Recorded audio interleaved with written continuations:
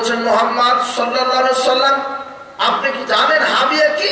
নারুন হামিয়া, সেটা হলো প্রজ্বলিত আগুন। জাহান্নাম মূলত আগুন। আজকে আপনি খেলতামাশা নিয়ে ব্যস্ত আছেন, সম্পদের যাকাত দেন না, ফরজ 5 ওয়াক্ত সালাত আদায় করেন না, হালাল হারামের বিবেচনা নেই। আপনার বিচার মাঠে আপনি আজকে পাপ করছেন। এই পাপের পাল্লা ভারী বেশি হলে থাকার জায়গা হলো জাহান্নাম। জাহান্নাম কি? ওটা আগুন। দেওয়ার সাথে সাথে চামড়া পড়ে গলে যাবে, আবার নতুন চামড়া পরে দিবেন যাতে আবার উঠতে থাকে, শাস্তির তীব্রতা আপনি বুঝতে পারেন। মানুষের যদি জানা থাকতো কবর কি, বিচারের মাঠ কি, মিজানের পাল্লা কি জিনিস, সিরাত কাকে বলে, ওয়াইমিনকুম ইল্লা ওয়ারিদুহা কানা আলা রাব্বিকা হাতমান মাকদিয়া। আল্লাহ বলছেন এমন কোন মানুষ নেই যেই মানুষকে সিরাত পার হতে হবে না। প্রত্যেকটা মানুষের সিরাত পার হবে। যার নেকি বেশি হবে বৈদ্যুতিক গতিতে পার হয়ে যাবে, যার পাপ সে হামাগুড়ি দিতে দিতে 100 মধ্যে সিরাত, এত ধারালো রাস্তা, সেটা সুঁয়ের চাইতে চিকন, চুলের চাইতে চিকন, মানুষ কেটে কেটে পড়ে যাবে। নিচে জাহান্নাম, যে সিরাতটা থাকবে তার নিচে জাহান্নাম। সিরাত পার হতে পারলে ওই পারে জান্নাত, আর নিচে কি বলেন তো? জাহান্নাম। আবু হুরায়রা রাদিয়াল্লাহু আনহু বলছেন যে ইন্না কুন্না মা রাসূলিল্লাহ সাল্লাল্লাহু আলাইহি ওয়াসাল্লাম ওয়াজবাতা, আমরা রাসূল সাল্লাল্লাহু আলাইহি ওয়াসাল্লামের সাথে এক সময় ছিলাম। হঠাৎ করে একটা বিকট শব্দ হলো।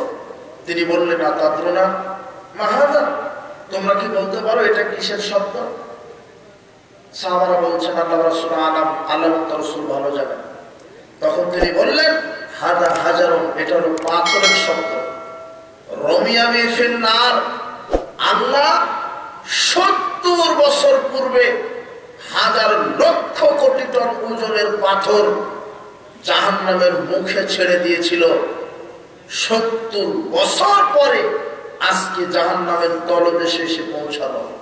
এটা হলো জাহান্নামের গভীরতা। সিরাতে যদি আপনি আটকে যান কি হবে? আজকে দুনিয়াকে প্রাধান্য দিতে গিয়ে পরকালকে হারাচ্ছেন। মনে রাখেন, দুনিয়া ক্ষণস্থায়ী, কয়েকদিনের। পরকাল চিরস্থায়ী, ওর কোনো ক্ষয় নেই, অসীম সেবাহীন। আজকে দুনিয়াকে প্রাধান্য দিতে গিয়ে পরকাল হারিয়ে ফেলছেন।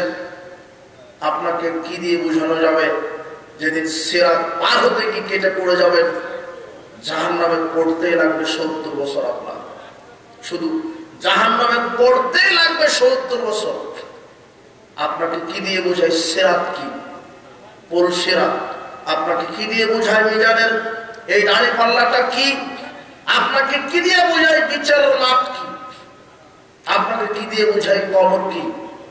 জাহান্নাম তো আরো ভয়াবহ কঠিন জায়গা, যেখানে মানুষকে খেতে দেওয়া হবে রক্ত পুঁজ মিশ্রিত দুর্গন্ধযুক্ত গরম তরল পানীয় পদার্থ। ওটা মানুষের খাবার। জাহান্নামীদের খাবার হবে গরম পুঁজ, দুর্গন্ধযুক্ত পুঁজ। জাহান্নামীদের খাবার হবে জাক্কুম জাতীয় বৃক্ষ, কাঁটাযুক্ত ফল। জাহান্নামীদের খাবার হবে ফুটন্ত গরম পানীয়, যেটা তার মাথাতে ঢেলে দেওয়ার সাথে সাথে শরীরের চামড়া পুড়ে যাবে। যখন সে পান করবে তখন তার ভিতরের পেটের নাড়িগুলি সব গলে বের হয়ে যাবে। এটা হলো জাহান্নাম। জাহান্নামকে ভয় করেন, বিচারের মাঠকে ভয় করেন। এই জন্য রাসূল সাল্লাল্লাহু আলাইহি ওয়াসাল্লাম বলছেন, আমি যেইভাবে আল্লাহ সম্পর্কে জানি তোমরা যদি জানতে, আমি যেভাবে কবর সম্পর্কে জ্ঞান রাখি তোমরা যদি কবর সম্পর্কে জ্ঞান রাখতে, আমি যেভাবে বিচার মাঠ সম্পর্কে জানি তোমরা যদি জানতে, আমি যেভাবে সিরাত সম্পর্কে জ্ঞান রাখি, আমি যেভাবে জাহান্নামকে চিনি জানি, ওইভাবে তোমরা যদি চিনতে, দুনিয়াতে খেলতামাশা নিয়ে ব্যস্ত থাকতে না, দুনিয়া নিয়ে ব্যস্ত থাকতে না, বেশি হাসাহাসি করতে না, কান্নাকাটি কাঁদে না, তার পাপের জন্য কাঁদে না।